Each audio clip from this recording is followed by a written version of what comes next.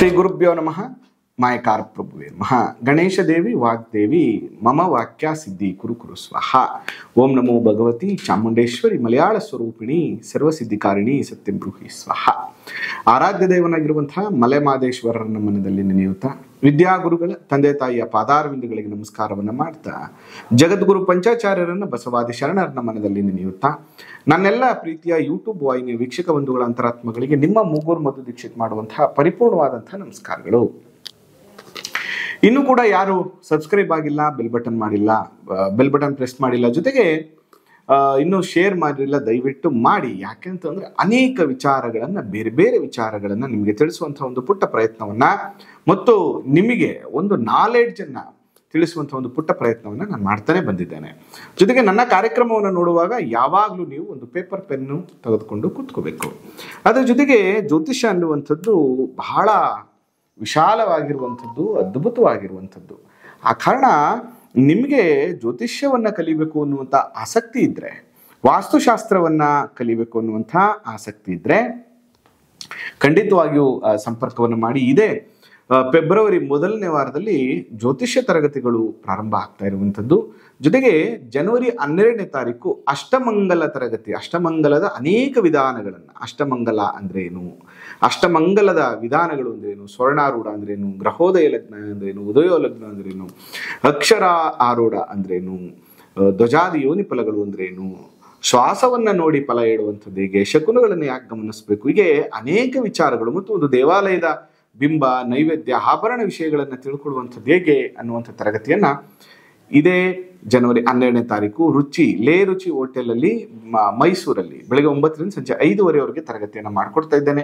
ಯಾರಿಗೆಲ್ಲ ಆಸಕ್ತಿ ಇದೆ ಅವರು ಅಡ್ಮಿಷನ್ ಆಗಿ. ಯಾಕಂದ್ರೆ ಜ್ಯೋತಿಷ್ಯವನ್ನು ಕಲೀಲಿಕ್ಕೆ ಸಾಧಕನಾಗಿರ್ಬೇಕು, ತಾಳ್ಮೆ ಇರಬೇಕು. ಕೊನೆ ಪಕ್ಷ 1 ವರ್ಷ 2 ವರ್ಷ ಅದ್ರ ಬಗ್ಗೆ ಅಧ್ಯಯನವನ್ನ ಮಾಡಿದಾಗ ನೀವು ಎಕ್ಸ್ಪರ್ಟ್ ಆಗ್ತೀರಿ. ಯಾವುದೇ ಶಾರ್ಟ್ ಟರ್ಮ್, ಯಾವುದೋ ಕಡಿಮೆ ದಿನದಲ್ಲಿ ಕಲಿಯುವಂಥದ್ದು ಯಾವತ್ತೂ ಕೂಡ ನಮ್ಮನ್ನ ಸದೃಢವನ್ನಾಗಿ ಮಾಡೋದಿಲ್ಲ. ನೀವು ಜ್ಯೋತಿಷಿಗಳಾಗ್ಬೇಕಾ, ವಿದ್ಯಾವಂತ ಜ್ಯೋತಿಷಿ ಆಗ್ಬೇಕಾ ಅನ್ನುವಂಥದ್ದನ್ನ ನೀವೇ ಯೋಚನೆ ಮಾಡಿ ಅಂತ ಹೇಳ್ತಾ, ಇವತ್ತು ಯಾವ ಯಾವ ರಾಶಿ ಅವ್ರಿಗೆ ಯಾವ ಯಾವ ರುದ್ರಾಕ್ಷೆಯನ್ನ ಧಾರಣೆ ಮಾಡಬೇಕು, ಇದರ ಹಿಂದೆ ಇರುವಂತಹ ಚಿಂತನೆಗಳೇನು ಅನ್ನುವಂಥದ್ದನ್ನ ನಾನು ತಿಳಿಸ್ಕೊಡ್ತಾ ಇದ್ದೇನೆ. ನೋಡಿ, ರುದ್ರಾಕ್ಷಿ ಶಿವನಂಶ. ಶಿವ ಧ್ಯಾನ ಮಾಡುವಂಥ ಸಂದರ್ಭದಲ್ಲಿ ಅವನ ಕಣ್ಣಿನ ಹನಿಯಿಂದ, ರುದ್ರನ ಹನಿಯಿಂದ, ರುದ್ರನ ಅಕ್ಷಿಯಿಂದ ಉತ್ಪತ್ತಿ ಆದಂಥದ್ದೇ ರುದ್ರಾಕ್ಷಿ. ಅದಕ್ಕೆ ರುದ್ರನ ಅಕ್ಷಿ ರುದ್ರಾಕ್ಷಿ, ಶಿವನ ಕಣ್ಣಿನ ಅಂಶದಿಂದ ಜನನವಾಗಿರುವಂಥದ್ದು ರುದ್ರಾಕ್ಷಿ. ಅದರಿಂದ ಈ ರುದ್ರಾಕ್ಷಿ ಧಾರಣೆಯಿಂದ ಎಲ್ಲ ರೀತಿಯ ಸಕಲ ದೃಷ್ಟಿದೋಷಾದಿಗಳು ನಿವಾರಣೆ ಆಗುತ್ತೆ. ಜೊತೆಗೆ ಶಿವನ ಅನುಗ್ರಹವು ಕೂಡ ಪ್ರಾಪ್ತಿ ಆಗುತ್ತೆ. ಅದರಲ್ಲಿ 12 ರಾಶಿಗಳಿರುವಂಥದ್ದು. ಆ 12 ರಾಶಿಗಳಲ್ಲಿ ಯಾವ ಯಾವ ರಾಶಿಯು ಯಾವ ಯಾವ ರುದ್ರಾಕ್ಷಿಯನ್ನು ಧರಿಸಬೇಕು ಅನ್ನುವಂಥ ವಿಚಾರವನ್ನು ತಿಳಿಸ್ಕೊಡ್ತಾ ಇದ್ದೇನೆ. ನೋಡಿ, ಮೊದಲನೇದಾಗಿ ಮೇಷರಾಶಿಯವರು 3 ಮುಖದ ರುದ್ರಾಕ್ಷಿಯನ್ನು ಧಾರಣೆ ಮಾಡಬೇಕು. ಇದು ಅತ್ಯಂತ ಶುಭ ಫಲವನ್ನ ಕೊಡುತ್ತೆ. ಅದರಲ್ಲಿ 3 ಮುಖದ ಒಂದೇ ಒಂದು ರುದ್ರಾಕ್ಷಿಯನ್ನು ಕೂಡ ನೀವು ಧರಿಸ್ಬೋದು, ಅಥವಾ 3 ಮುಖದ ರುದ್ರಾಕ್ಷಿಯ ಮಾಲೆಯನ್ನ ಕೂಡ ನೀವು ಧರಿಸ್ಬೋದು. ನೋಡಿ, ರುದ್ರಾಕ್ಷಿಯ ಜಪವನ್ನ ಮಾಡುವಂಥವ್ರು, ರುದ್ರಾಕ್ಷಿ ಮಾಲೆಯಿಂದ ಧರಿಸುವಂಥವ್ರಿಗೊಂದು ಕಿವಿ ಮಾತು: ಯಾವುದೇ ಕಾರಣಕ್ಕೂ ಧರಿಸಿರುವ ರುದ್ರಾಕ್ಷಿಯಿಂದ ಜಪವನ್ನ ಮಾಡಬಾರ್ದು. ಒಂದ್ಸರಿ ಜಪ ಮಾಡಿ ಹಾಕೋಬಿಡಿ, ಆದ್ರೆ ದೇಹದ ಮೇಲೆ ಧರಿಸಿರುವಂಥ ರುದ್ರಾಕ್ಷಿಯನ್ನ ಜಪ ಮಾಡಬಾರ್ದು. ಮತ್ತು ಸೂತಕ ಇರುವಂಥ ಜಾಗಗಳಿಗೆ, ಸ್ಮಶಾನಗಳಿಗೆ ಈ ರುದ್ರಾಕ್ಷಿಯನ್ನು ಧರಿಸ್ಕೊಂಡು ಹೋಗ್ಬಾರ್ದು. ಇನ್ನು 3 ಮುಖದ ರುದ್ರಾಕ್ಷಿ ಯಾರಿಗೆ? ಮೇಷರಾಶಿಯವರಿಗೆ. ಈ ರುದ್ರಾಕ್ಷಿಯನ್ನ ಧರಿಸಿದ ಮೇಲೆ ನೀವು ಹೇಳ್ಬೇಕಾಗಿರುವಂತಹ ಮಂತ್ರ ಓಂ ಕ್ಲೀಂ ನಮಃ. ಈ ಮಂತ್ರವನ್ನ ಪ್ರತಿನಿತ್ಯ 108 ಸಾರಿ ಜಪ ಮಾಡುವಂಥದ್ದು, ಇಲ್ಲ 9 ಬಾರಿ ಜಪ ಮಾಡುವಂಥ ಕೆಲಸವನ್ನ ಮಾಡ್ತಾ ಬಂದ್ರೆ ಅದರ ಶಕ್ತಿ ಇನ್ನೂ ಜಾಸ್ತಿ ಆಗುತ್ತೆ. ಇದರಿಂದ ನೋಡಿ, ಕೋಪ ಕಮ್ಮಿ ಆಗುತ್ತೆ, BP ಕಮ್ಮಿ ಆಗುತ್ತೆ, ಭಯ ಕಮ್ಮಿ ಆಗುತ್ತೆ, ಮಾನಸಿಕ ಒತ್ತಡ ಕಮ್ಮಿ ಆಗುತ್ತೆ, ಮತ್ತು ರೋಗ ಬಾಧೆಗಳು ಕೂಡ ನಿಮಗೆ ಕಮ್ಮಿ ಆಗುತ್ತೆ. ಇನ್ನು ವೃಷಭ ರಾಶಿಯವರು ನೋಡಿ, ವೃಷಭ ರಾಶಿಯವರಿಗೆ ಅತ್ಯಂತ ಶುಭವಾಗಿರುವಂತಹ ರುದ್ರಾಕ್ಷಿ ಅಂದ್ರೆ 6 ಮುಖದ ರುದ್ರಾಕ್ಷಿ. ಈ 6 ಮುಖದ ರುದ್ರಾಕ್ಷಿಯನ್ನು ಧಾರಣೆ ಮಾಡೋದ್ರಿಂದ ಅವ್ರಿಗೆ ವಿಶೇಷವಾಗಿ ಫೈನಾನ್ಷಿಯಲ್ ಇಂಪ್ರೂವ್ಮೆಂಟ್ ಜಾಸ್ತಿ ಆಗುವಂಥದ್ದು, ವಾಕ್ಚಾತುರ್ಯ ಜಾಸ್ತಿ ಆಗುವಂಥದ್ದು, ಬುದ್ಧಿವಂತಿಕೆ ಜಾಸ್ತಿ ಆಗುವಂಥದ್ದು, ಅವರ ವೃತ್ತಿಯಲ್ಲಿ ಅಭಿವೃದ್ಧಿ ಆಗುವಂಥದ್ದು, ಹಣಕಾಸಿನ ಅನುಕೂಲಗಳು ಕೂಡ ಆಗುತ್ತೆ. ನೀವು ಜಪ ಮಾಡಬೇಕಾಗಿರುವಂಥದ್ದು ಓಂ ರೀಂ ಹೂಂ ನಮಃ ಈ ಮಂತ್ರವನ್ನ ನಿತ್ಯ 108 ಸಾರಿ ನೀವು ಜಪವನ್ನ ಮಾಡಬೇಕಾಗ್ತದೆ. ಇನ್ನು ಮಿಥುನ ರಾಶಿಯವರು ಯಾರೆಲ್ಲ ಈ ಮಿಥುನ ರಾಶಿಯಲ್ಲಿ ಜನನಾಗಿದ್ದೀರಲ್ಲ, ಈ ಮಿಥುನ ರಾಶಿಯವರು ಧರಿಸಬೇಕಾಗಿರುವಂಥದ್ದು 4 ಮುಖದ ರುದ್ರಾಕ್ಷಿಯನ್ನು ಧರಿಸಬೇಕು. ಇದರಿಂದ ಜ್ಞಾನಾರ್ಜನೆ, ಚಾಕಚಕ್ಯತೆ, ವಾಕ್ಚಾತುರ್ಯ ಜಾಸ್ತಿ ಆಗುವಂಥದ್ದು ಜೊತೆ ಸಾಂಸಾರಿಕ ಸಮಸ್ಯೆಗಳು ಕೂಡ ನಿಮಗೆ ನಿವಾರಣೆ ಆಗುತ್ತೆ.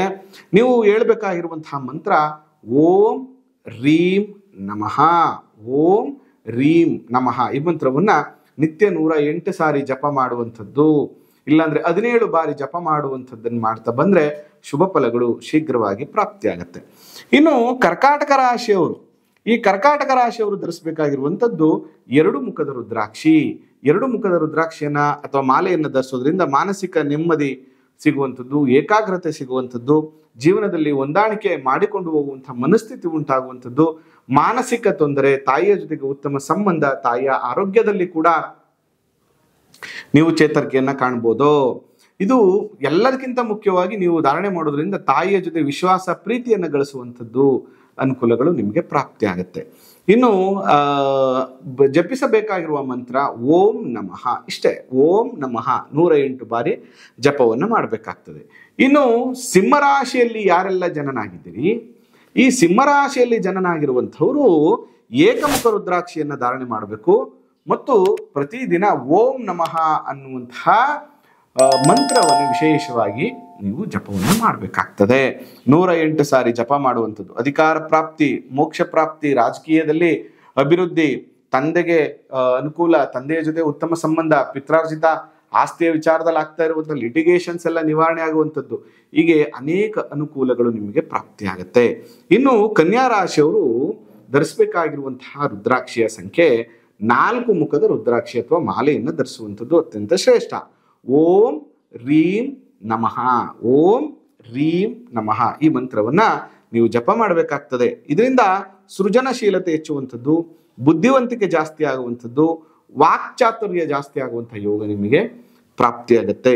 ಇನ್ನು ತುಲಾರಾಶಿಯವರು ನೋಡಿ, ತುಲಾರಾಶಿಯವರು 6 ಮುಖದ ರುದ್ರಾಕ್ಷಿಯನ್ನು ಧಾರಣೆ ಮಾಡುವಂಥದ್ದು ಅತ್ಯಂತ ಶ್ರೇಷ್ಠ. ಓಂ ರೀಂ ಹೂಂ ನಮಃ ಈ ಮಂತ್ರವನ್ನ ಜಪ ಮಾಡಬೇಕಾಗ್ತದೆ. ಇದರಿಂದ ಚಾಕಚಕ್ಯತೆ, ಜ್ಞಾನಾರ್ಜನೆ, ಉತ್ತಮ ಸಂತಾನ ಆಗುವಂಥದ್ದು, ಸಂತಾನ ದೋಷಗಳು ನಿವಾರಣೆ ಆಗುವಂಥದ್ದು, ಸಾಂಸಾರಿಕ ಸಮಸ್ಯೆಗಳು ಕೂಡ ನಿವಾರಣೆ ಆಗುವಂತಹ ಯೋಗ ನಿಮಗೆ ಉಂಟಾಗ್ತದೆ. ಇನ್ನು ವೃಶ್ಚಿಕ ರಾಶಿಯವರು ನೋಡಿ, ವೃಶ್ಚಿಕ ರಾಶಿಯವರು 3 ಮುಖದ ರುದ್ರಾಕ್ಷಿಯನ್ನು ಧರಿಸಬೇಕು. ಇವರು ಹೇಳ್ಬೇಕಾಗಿರುವಂತಹ ಮಂತ್ರ ಓಂ ಕ್ಲೀಂ ನಮಃ. ಇದರಿಂದ ಕೋಪ, BP, ಭಯ, ಆತಂಕ, ಒತ್ತಡಗಳು ನಿವಾರಣೆ ಆಗಿ ಉತ್ತಮ ಜೀವನ, ವಾಹನ ಪ್ರಾಪ್ತಿ, ಗೃಹ ಪ್ರಾಪ್ತಿ ಮತ್ತು ಏನಾದ್ರು ನಿವೇಶನ ಖರೀದಿ ಮಾಡಬೇಕು ಅಂತ ಯೋಚನೆ ಮಾಡ್ತಾ ಇದ್ರೆ ಅದು ಕೂಡ ಸಿಗುವಂತಹ ಯೋಗ ನಿಮಗೆ ಉಂಟಾಗ್ತದೆ. ಇನ್ನು ಧನುಸ್ ರಾಶಿಯವರು 5 ಮುಖದ ರುದ್ರಾಕ್ಷಿಯನ್ನ ಧಾರಣೆ ಮಾಡಬೇಕು. 5 ಮುಖದ ರುದ್ರಾಕ್ಷಿಯ ಮಾಲೆಯನ್ನಾದರೂ ಧರಿಸ್ಬೋದು. ಓಂ ರೀಂ ನಮಃ ಇದು BP, ಒತ್ತಡ, ಹೃದಯ ಸಂಬಂಧ ಕಾಯಿಲೆಗಳು, ಸಕ್ಕರೆ ಕಾಯಿಲೆಗಳನ್ನು ಕಡಿಮೆ ಮಾಡುವುದರ ಜೊತೆಗೆ ಆರ್ಥಿಕ ವೃದ್ಧಿ, ವ್ಯಾವಹಾರಿಕ ಲಾಭ, ಉತ್ತಮ ಅನುಕೂಲಗಳನ್ನು ಇದು ನಿಮಗೆ ಮಾಡಿಕೊಡುತ್ತೆ. ಇನ್ನು ಮಕರ ರಾಶಿಯವರು 7 ಮುಖದ ರುದ್ರಾಕ್ಷಿಯನ್ನು ಧರಿಸಬೇಕು.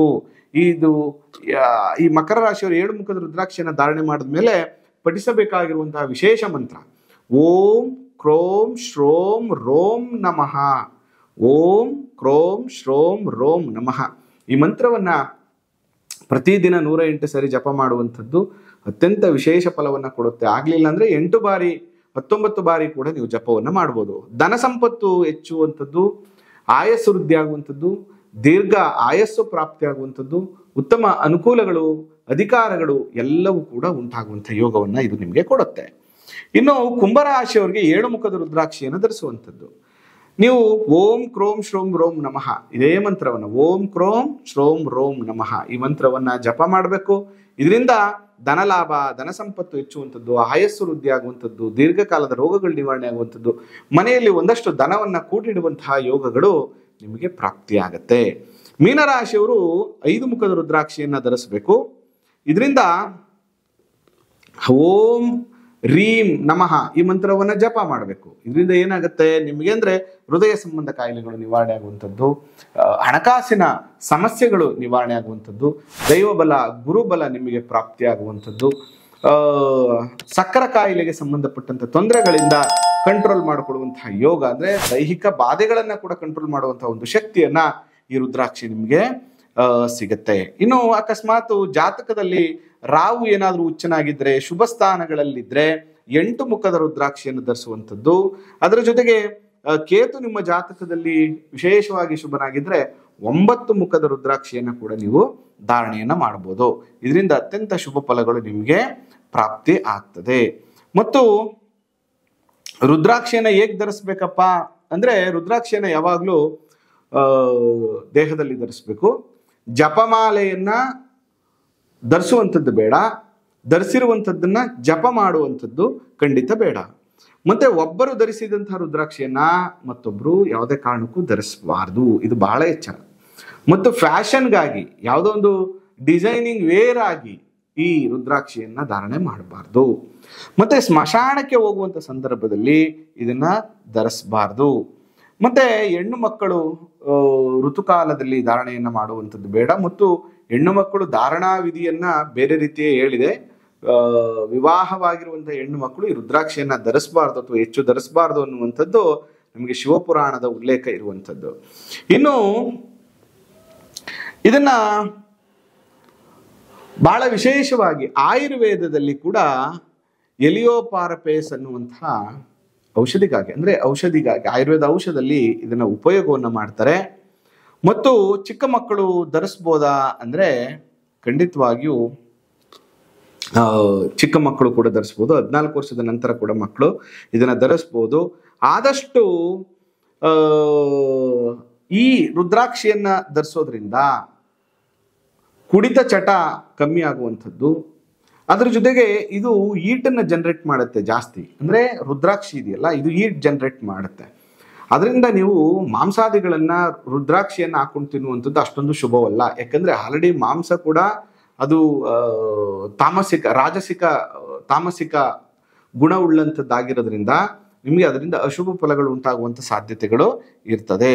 ಅದರಿಂದ ಈ ರುದ್ರಾಕ್ಷಿ ಬಗ್ಗೆ ನಮಗೆ ಪದ್ಮಪುರಾಣ, ಶಿವಪುರಾಣ, ದೇವಿ ಪುರಾಣ, ರುದ್ರಾಕ್ಷ ಜಬಲೋ ಉಪನಿಷತ್ನಲ್ಲಿ ಈ ರುದ್ರಾಕ್ಷಿಯ ಬಗ್ಗೆ ಅತಿ ಹೆಚ್ಚು ಮಾಹಿತಿಗಳನ್ನು ಕೂಡ ನಾವು ತಿಳ್ಕೊಬಹುದು.